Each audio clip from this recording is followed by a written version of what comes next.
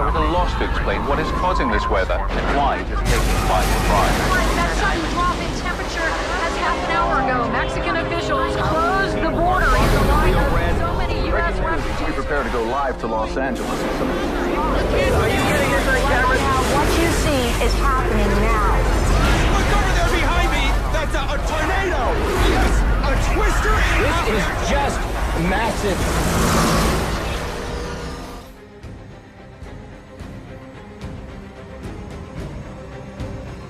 Devilish controversy, a statue being unveiled right here in Detroit. But the group putting on this date with the devil is keeping some things a secret for now.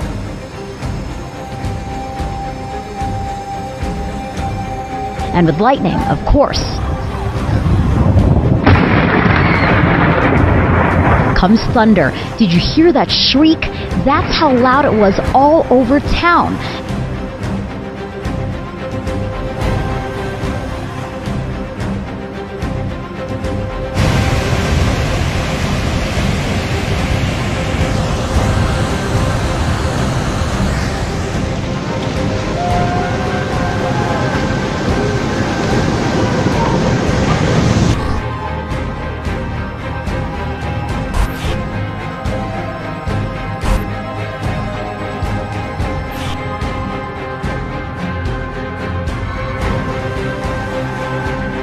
As we start to see this thing become more active over the past 24 to 48 hours, the University of the West Indies has actually raised its alert level to orange, which is the third highest level out of 4.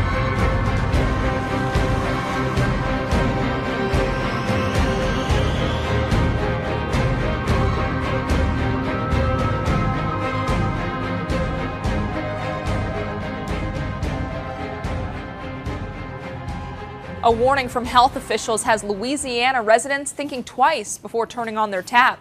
A brain-eating amoeba has been found in the water supply in St. Bernard Parish, near New Orleans. State health officials say it may have been contaminated by a leak, but they're still working to determine the cause. They've asked the parish to conduct a 60-day chlorine burn to kill the amoeba. The parish says it will comply out of, quote, an abundance of caution. They say the water is safe to drink, just not if it gets into your nose when washing, bathing, or swimming. That's how it gets to the brain. The amoeba is the same one that killed a Minnesota boy and a California woman earlier this summer. I'm meteorologist Alex Wilson, the Weather Channel.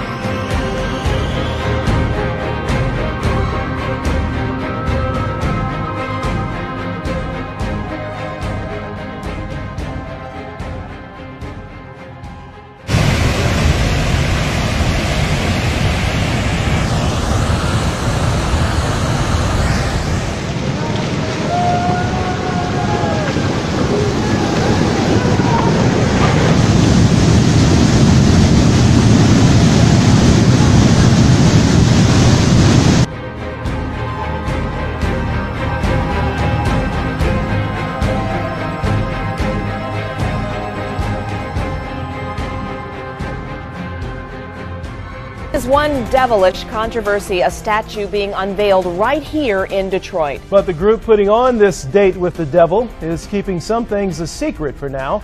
7 Action News reporter Ross Jones here with a strange story, and this is strange. Very strange. Some have called this a publicity stunt, guys. Others say that it's just purely sinister. Whatever you want to call it, the group putting it on says you can't stop it.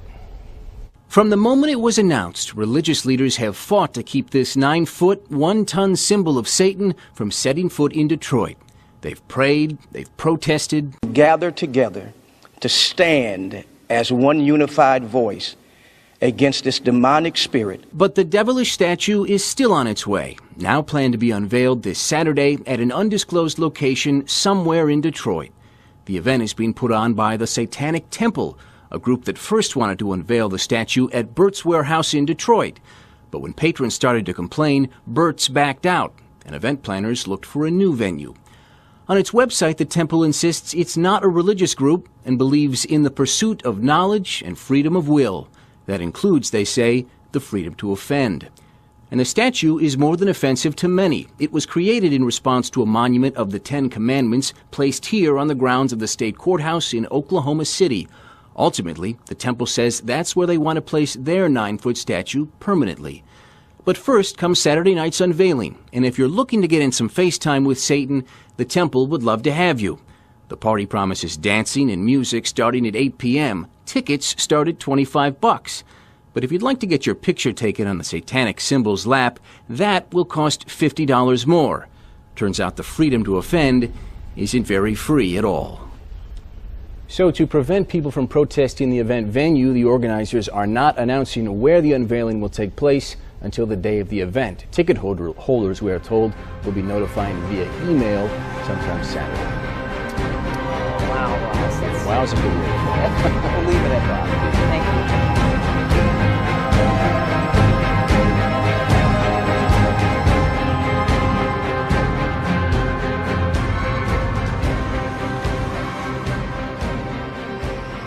you. I'm taking you to the Lesser Antilles in the Caribbean Sea. This is important because, well, not only do we have a cool named underwater volcano, Kikum-Jenny, believe it or not, but this is including an area that is making it very difficult for shipping and recreational vessels to really navigate around this underwater volcano. It's considered a submarine volcano. And let me explain why this is important. As we start to see this thing become more active over the past 24 to 48 hours, the University of the West Indies has actually raised its alert level to orange, which is the third highest level out of 4. That means that a possible eruption is possible within the next 24 hours. And this is significant not because it's above ground. In fact, this crater lies about 600 feet below the surface of the ocean. It's just that when the actual volcano erupts, if it does so, it will emit an intense amount of gas into the ocean, actually changing the density of the water. And that leaves a very dangerous situation for any vessels passing over that area because they can lose buoyancy and actually sink. So, Andrew, this actually occurred back in the 1940s. Grenada's actual worst maritime disaster occurred with 60 fatalities. Well, hopefully we won't see that again this time.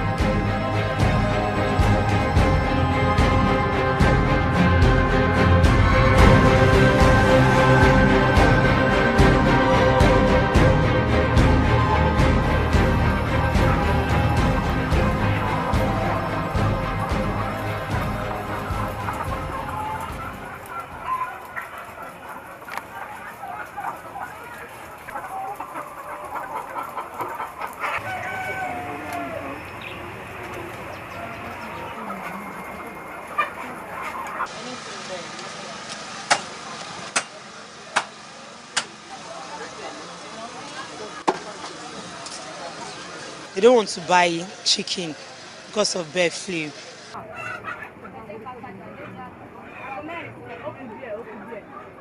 Many people go out there to get eggs from different parts of the world without checking the kind of disease they have in such countries.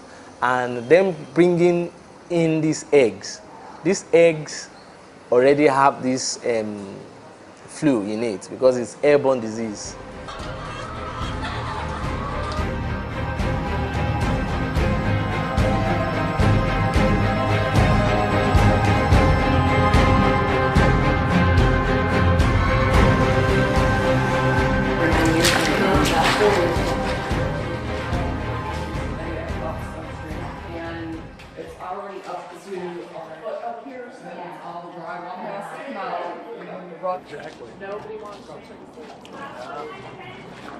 Pretty crazy how fast it happened. This water's ugly. This water's bad.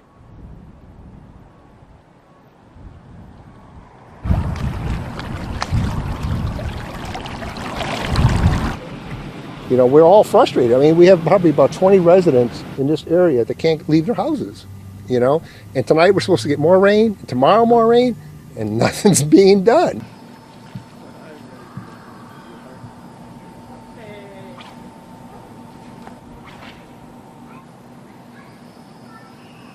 Nothing we can really do about it. We had the kids out here paddleboarding and swimming and snorkeling in the streets, which is kind of odd, but I always wanted a house with a where I could fish off the front deck, and now today I have it.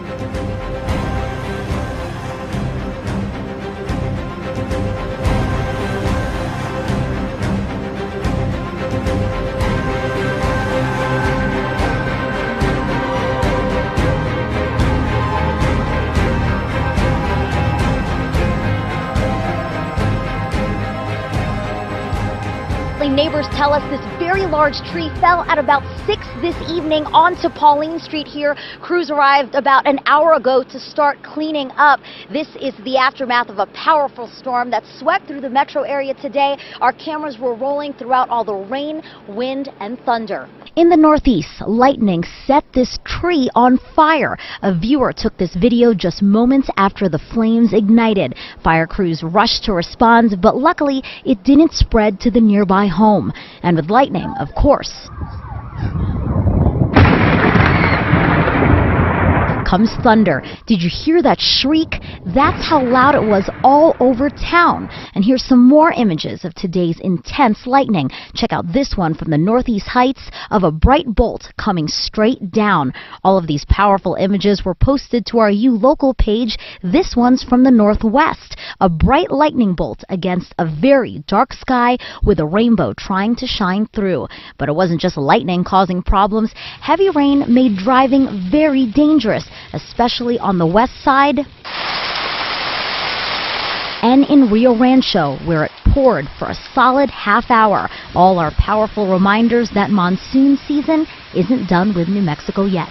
Back here on Pauline Street, crews say they should be done cleaning up shortly. Thankfully, no one was hurt when this tree came down. In Northwest Albuquerque, Megan Cruz, KOAT, Action 7 News.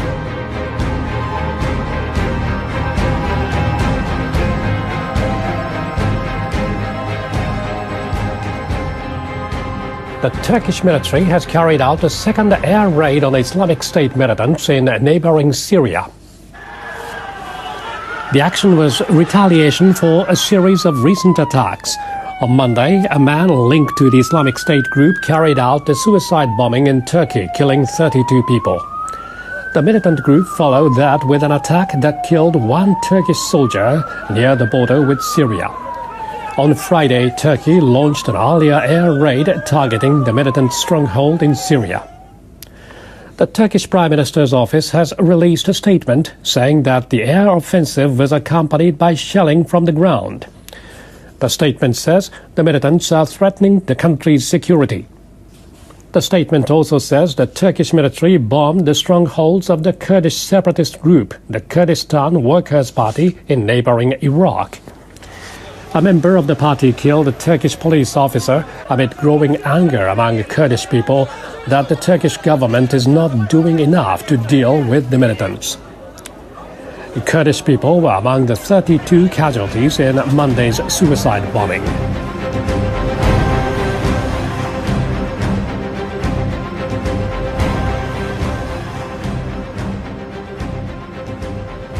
This morning, more than a dozen earthquakes have rattled Alaska's Aleutian Islands. At last check, there have been 18 just since 5:30 yesterday. Most have been between the mid-3 and mid-5 magnitude range.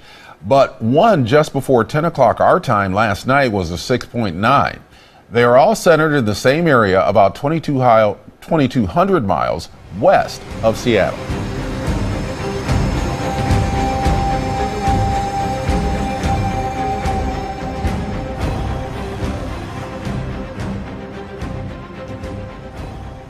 Evacuation order remains in effect this morning for Pasco County community dealing with some serious flooding. ABC Action News reporter Adam Weiner is live right now in Newport Richey, where a lot of people ignored those evacuation orders over the weekend. Adam, what's this flooding situation there right now? Dia, right now we're being told that it's simply too dangerous for us to go deep into that Elmhurst community where there is still very much high water surrounding those homes and covering the roads in this community of Newport Richey. But as you mentioned, a lot of people ignoring the word that it is dangerous to stay there. Many deciding to stay in their homes overnight despite that high water and the warning that the flooding might get worse before it gets better. We're told that the local river was expected to peak at around 2 this morning, so the Red Cross built shelters to hold well over 300 people created in their local Presbyterian church here on Ridge Road, but very few people were told ended up taking that offer up, many choosing to try to ride out the flooding from their homes despite those dangerous conditions. Now, county officials also telling us that they fear the water levels may not drop very rapidly this morning, especially if there is more rain today. Now, county officials expected to joined together here, including emergency management this morning. Sheriff's office here with us, Fish and Wildlife here with us, county officials here with us at this one location. They're expected to join again when the sun comes up again this morning to reconvene and game plan to see what they can do again this Monday morning. But a lot could change depending on how the weather affects things. For now, live in Pasco County, Adam Weiner, back to you in the studio. All right, thank you, Adam. We'll check back in again with you at 5:30. And right now, the evacuation area in Elfers starts at State Road 54 and Celtic Drive, runs south down Elfers Parkway along the flooded Anclote River to the east of Celtic Drive. The evacuation area runs along Creek Drive, taking in River Run Road and Rita Lane. Emergency planners telling us one shelter is open north of Elfers in Port Richey at the First Presbyterian Church on River Ridge Road.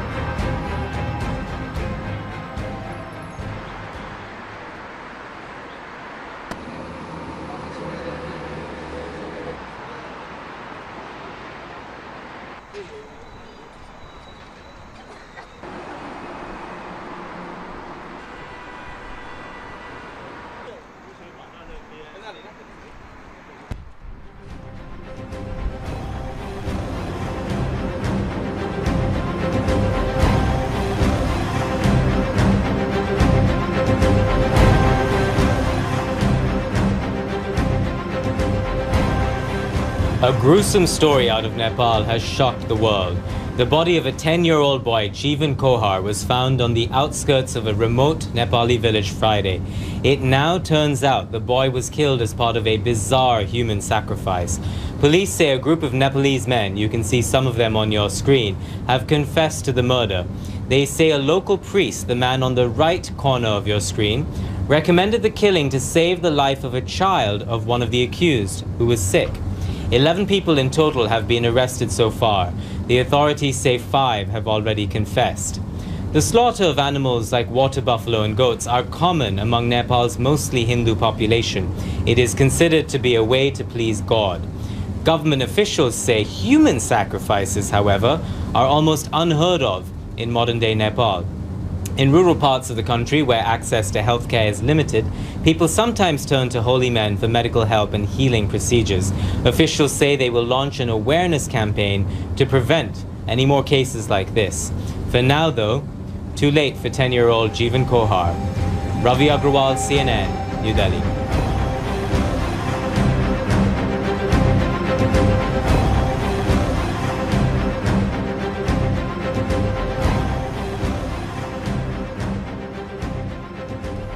The British government has been questioned over a secret plan to deploy heavily armed troops on the streets in the event of a terror attack. A prominent lawmaker, Baroness Jenny Jones, has described the move as provocative, saying it could potentially endanger the public. The plan, drawn up by police chiefs and discussed by top government officials, was leaked to the media on Friday. Jones, who sits on London's Police and Crime Committee, called the revelation shocking and demanded a parliamentary debate on the issue. The plan, codenamed Operation Temperer, would see more than 5,000 armed personnel in inner cities in case of terror attacks. Last month, more than 1,000 police officers and soldiers staged a mass exercise to test their ability to respond to a gun attack on London.